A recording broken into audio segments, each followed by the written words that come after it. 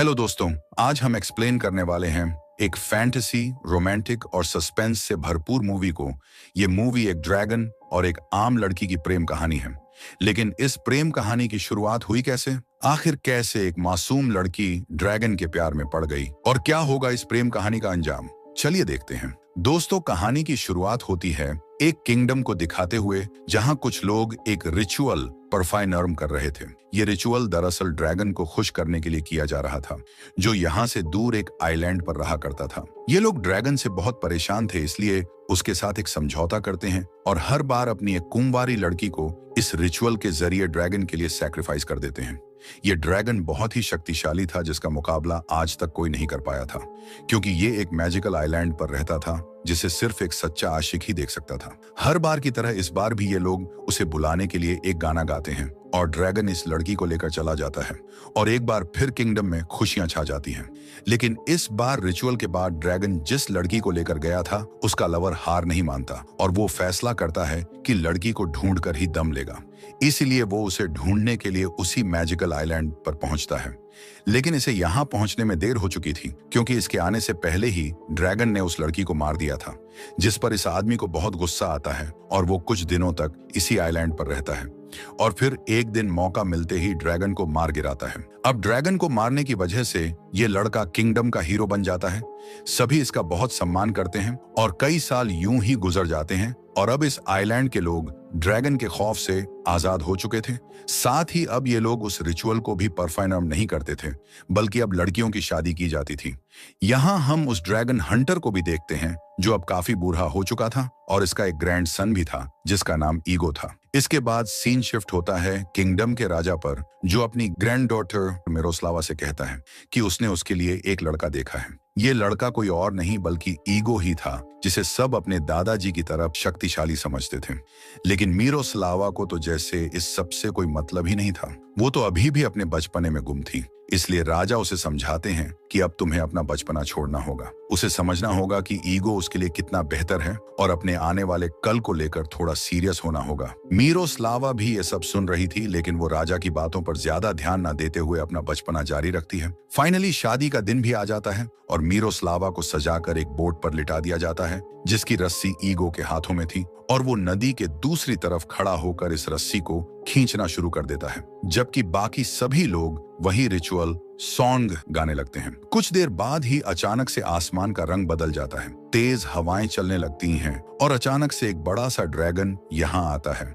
वो सीधा मिरोस्लावा के पास जाता है और उसे बोट में से उठाकर अपने साथ ले जाता है। वहीं बाकी सब बस हैरान नजरों से मिरोस्लावा को ड्रैगन के साथ जाते देखते रह जाते हैं, क्योंकि उन लोगों के लिए तो ड्रैगन मर चुका था, इसलिए उसे दोबारा देखकर हर कोई शॉक्ड रह जाता है। इधर मिरोस्लावा को जब होश आता है तो वो खुद को एक गुफा में पाती है। ड्रैगन के ऐसे पकड़कर लाने की वजह से मिरोस्लावा को काफी चोट भी आई थी, इसलिए उसे दर्द होता है, लेकिन फिर भी वो इस गुफा से निकलने की कोशिश करती है। पर यहाँ ड्रैगन का पालतू जानवर रकून था, जो उसे डराकर वापस गुफा में धकेल देता है। इतने में एक लड़के की आवाज आती है, जो मिरोस्लावा को शांत रहने के लिए कह रहा था। वो मिरोस्लावा को कुछ इंस्ट्रक्शन देता है, जिन्हें फॉलो करते ही मिरोस्लावा उस रकून से बच जाती है। अब एक होल के जरिए ये लड़का उसे कुछ मेडिसिन देता है और मिरोस्लावा भी उसका नाम पूछती है, लेकिन लड़के को तो अपना नाम पता ही नहीं था और ये सुनकर मिरोस्लावा काफी हैरान होती है।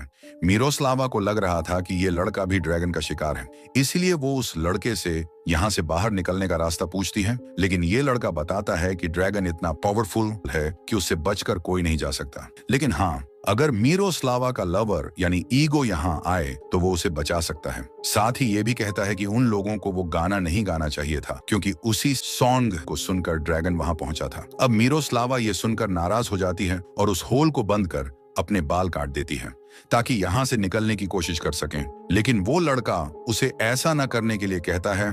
मिरोस्लावा भी उसकी बात मान जाती है और उसका नाम अरमान रखती है।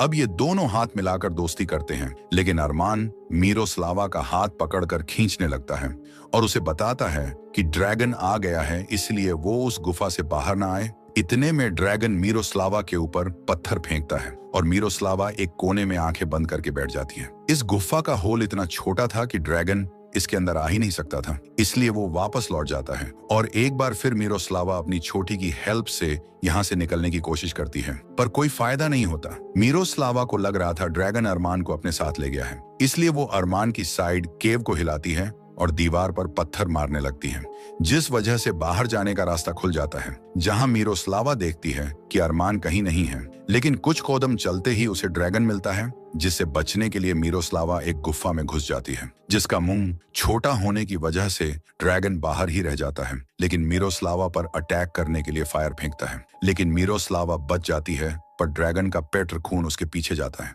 मिरोस्लावा भागती हुई एक ऊंची सी जगह पर पहुंच जाती है, जहां अरमान उसी रकून के साथ पहुंचता है। अरमान को रकून के साथ देख मिरोस्लावा को डाउट होता है कि शायद अरमान भी ड्रैगन के साथ मिला हुआ था, इसलिए वो अरमान को खुद से दूर करती है और इसी चक्कर में नीचे गिर जाती है। अरमान उसे बचाने के लिए छलांग लगाता है और यहाँ रिवील होता है कि अरमान ही असल में ड्रैगन था। वो ड्रैगन में ट्रांसफॉर्म होता है और मिरोस्लावा को बचाने के चक्कर में खुद कहजमी हो जाता है। पर मिरोस्लावा इतनी डरी हुई थी कि नीचे गिरते ही अरमान को छोड़कर यहाँ से भागने लगती है। पर यह आइलैंड समुद्र के बीचों बीच था, इसलिए मिरोस्लावा को कोई मदद नहीं मिल सकती थी।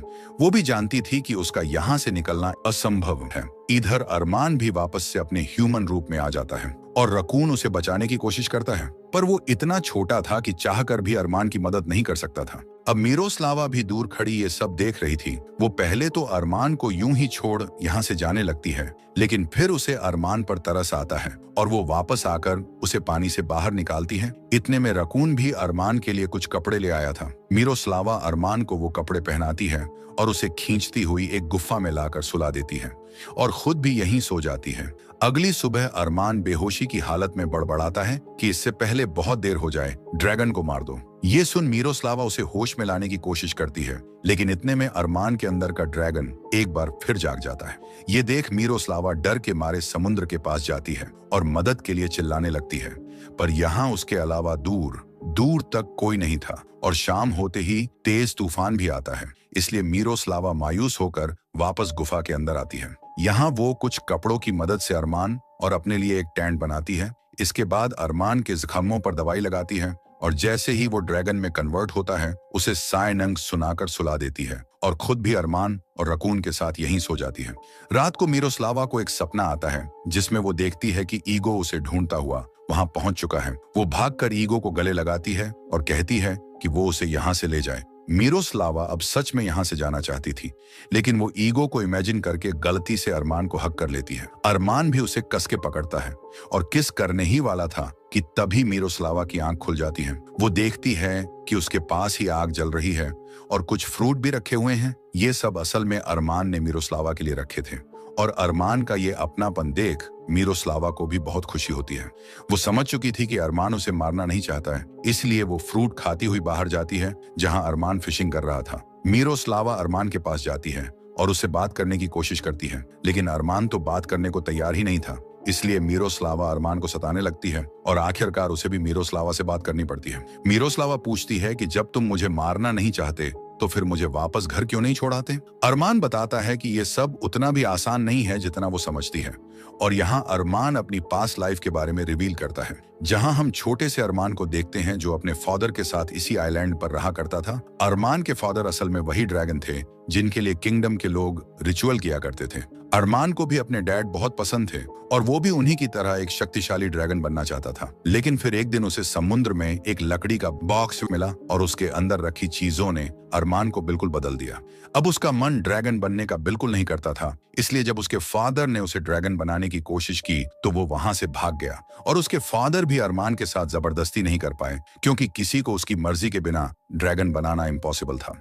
सब कुछ ठीक चल ही रहा था कि एक दिन अरमान ने एक कश्ती अपने आइलैंड पर देखी, जिसमें सवार होकर आए इंसान ने अरमान के फादर को मार दिया। अरमान असल में ईगो के दादाजी यानी ड्रैगन हंटर के बारे में बात कर रहा था। अब जब अरमान ने अपने फादर को मरते हुए देखा तो उसने फैसला किया कि वो उनकी मौत का बदला लेगा, इसीलिए वो खुद भी एक ड्रैगन बन गया। लेकिन ड्रैगन बनने के बाद उसे पता चला कि उसके फादर कितने बड़े माइंड थे, इसलिए अरमान ने डिसाइड किया कि वो हमेशा इसी आइलैंड पर रहेगा और किसी को कोई नुकसान नहीं पहुंचाएगा। लेकिन अरमान ये नहीं जानता था कि इंसान से ड्रैगन और ड्रैगन से इंसान कैसे बनते हैं। इसलिए वो जब भी ड्रैगन में चेंज होता तो आइलैंड पर बनी एक गुफा में चला जाता, जो असल में एक मैजिकल गुफा थी जिसके अंदर सिर्फ इंसान ही जा सकते थे। अरमान कहता है कि कई सालों तक सब कुछ यूं ही चलता रहा, लेकिन फिर मिरोस्लावा की शादी में लोगों ने एक बार फिर उस साइनन को गाया और अरमान के अंदर का ड्रैगन जाग गया और वो ना चाहते हुए मिरोस्लावा को यहाँ ले आया। और अब वो उसे वापस छोड़ने नहीं जा सकता,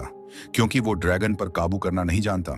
इसलिए अब मिरोस्लावा के पास ईगो के आने का इंतजार करने के अलावा और कोई रास्ता नहीं है। अरमान कहता है कि ये पूरा आइलैंड उसके पूर्वजों की हड्डियों से बना है और एक फाइंग से अरेज का है। इसलिए इस आइलैंड तक सिर्फ एक सच्चा लवर ही पहुंच सकता है। अगर तुम और ईगो एक दूसरे से सच्चा प्यार करते हो तो वो यहाँ जरूर पहुंच जाएगा, लेकिन तब तक तुम्हें उसी गुफा में रहकर उसका इंतजार करना होगा जहां तुम शुरुआत में थी, क्योंकि वहीं तुम मेरे अंदर के ड्रैगन से सेफ रह सकती हो। पर अरमान को बहुत चोट आई थी और मिरोस्लावा उसे यूं अकेला नहीं छोड़ना चाहती थी, इसीलिए वो कहीं भी जाने से इनकार कर देती है और अरमान से कहती है कि तुमने मेरा ध्यान रखा, मुझे अपने अंदर के ड्रैगन से सेफ रखा। इसका मतलब है कि तुम्हारे अंदर का इंसान जाग रहा है, इसीलिए जब तक ईगो यहाँ नहीं आता तब तक मैं तुम्हारे अंदर के ड्रैगन से फाइट करने में तुम्हारी मदद करूंगी। अरमान भी ये सुनकर बहुत खुश होता है और फिर मिरोस्लावा अरमान के साथ मिलकर इस आइलैंड को सजाने लगती है। वो दोनों समुद्र में पड़ी खराब चीजों से आइलैंड को सजाने लगते हैं, साथ ही अपने लिए अच्छे अच्छे कपड़े भी निकाल लेते हैं। यूं ही दोनों के बीच अच्छी दोस्ती होने लगती है।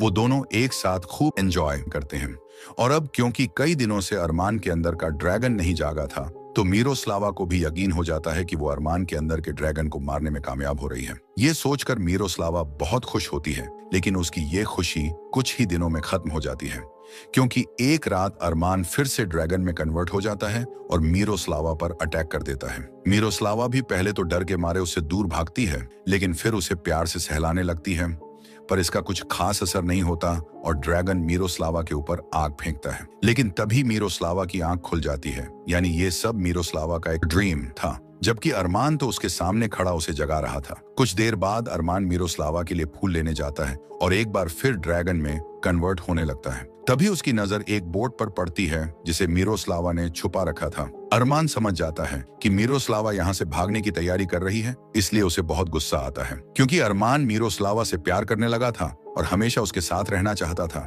उसे ये भी लगता था कि मिरोस्लावा भी उसे पसंद करती है, इसलिए उसने इतने समय तक खुद पर काबू रखा कि कहीं वो ड्रैगन बनकर मिरोस्लावा को कोई नुकसान न पहुंचा दे। अब अरमान गुस्से में सीधा मिरोस्लावा के पास जाता है और उसको बताता है कि ड्रैगन जिन लड़कियों को यहाँ लाते हैं उन्हें अपनी फायर से तब तक जलाते हैं जब तक कि वो लड़कियां राख में न बदल जाएं, और फिर उसी राख में से वो बच्चों को निकालते हैं और इस तरह एक ड्रैगन का परिवार आगे बढ़ता है। मिरोस्लावा पूछती है कि वो उसे ये सब क्यों बता रहा है। तब अरमान बताता है कि उसने वो बोट देख ली है और वो ये भी समझ चुका है कि मिरोस्लावा उसे बदलने का सिर्फ रोंग कर रही थी ताकि मौका मिलते ही यहाँ से चली जाए। मिरोस्लावा को ये सुनकर बहुत दुख होता है, क्योंकि कहीं ना कहीं वो भी मन ही मन में अरमान को पसंद करने लगी थी, उससे प्यार करने लगी थी, इसीलिए वो उसे समझाने की कोशिश करती है।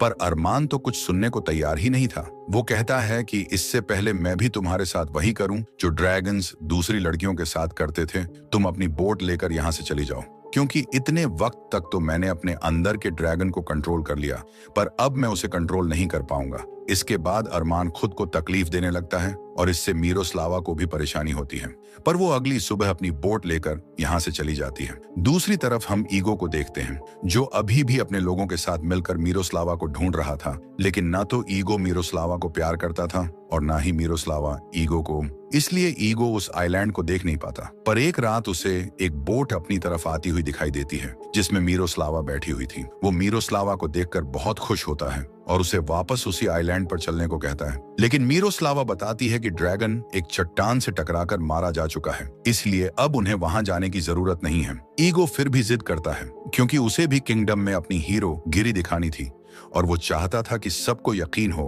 कि वो भी मिरोस्लावा से प्यार करता है।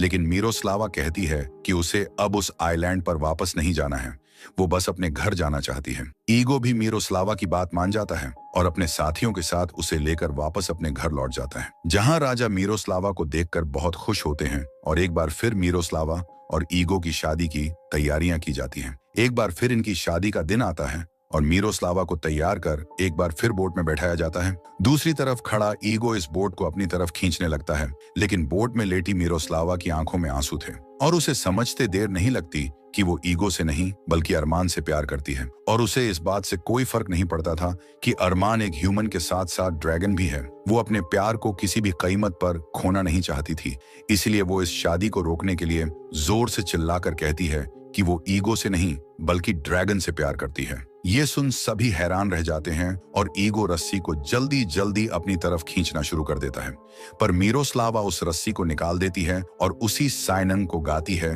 जो ड्रैगन्स को अपनी तरफ अट्रैक्ट करता था। दूसरी तरफ हम अरमान को देखते हैं जो मिरोस्लावा को बहुत याद कर रहा था और उसकी याद में एक चट्टान से छलांग लगाने ही वाला होता है कि तभी उसे मिरोस्लावा की आवाज सुनाई देती है और वो अपनी मंजिल के लिए निकल जाता है। इधर मिरोस्लावा के गाना गाते ही हवाओं का रुख बदल जाता है और अरमान ड्रैगन में बदलकर यहाँ आता है और मिरोस्लावा को अपने साथ ले जाता है। मिरोस्लावा को जाता देख ईगो ड्रैगन पर भाले से हमला करने की कोशिश करता है, लेकिन उसका भाई उसे रोक देता है। वो कहता है कि तुमने कभी मिरोस्लावा से प्यार किया ही नहीं, तो ऐसा क्यों कर रहे हो। वो ईगो को एक पंच मारता है क्योंकि ईगो के ऐसा करने से उन सब की जान खतरे में पड़ सकती थी। इधर ड्रैगन मिरोस्लावा को लाकर उसके ऊपर आग उगलने की कोशिश करता है, लेकिन मिरोस्लावा अब उससे नहीं डरती थी। वो बेबाक होकर उसके सामने खड़ी हो जाती है और कहती है कि मुझे कोई फर्क नहीं पड़ता तुम्हारी सच्चाई क्या है, तुम इंसान हो या ड्रैगन, मैं बस तुमसे प्यार करती हूँ और तुम्हारे साथ रहना चाहती हूँ, लेकिन अगर तुम मुझे मारना चाहते हो तो मैं इसके लिए भी तैयार हूँ। इतना कहते ही मिरोस्लावा ड्रैगन के सामने बाहें फैलाए बैठ जाती है। ड्रैगन मिरोस्लावा की बातें सुनकर बिल्कुल हैरान था, क्योंकि ये पहली बार था जब किसी इंसान ने उसे नफरत की जगह प्यार भरी नजरों से देखा था। इसलिए वो मिरोस्लावा की तरफ आगे बढ़ता है, लेकिन उस पर हमला करने की जगह उसकी गोद में सर रखकर बैठ जाता है। यानी अब अरमान ने ड्रैगन पर काबू करना सीख लिया है। इसके बाद कई साल बीत जाते हैं और अब इसी आइलैंड पर मिरोस्लावा, अरमान और इनकी एक प्यारी सी बेटी रहती है, जिसे ये दोनों बहुत प्यार करते थे। इसका ध्यान खुद रकून रखता था। अरमान आज भी अपने ड्रैगन वाले रूप में आता है, लेकिन वो किसी को नुकसान पहुंचाने की जगह मिरोस्लावा को अपनी सवारी करवाता है। इसी के साथ ये कहानी यहीं खत्म हो जाती है।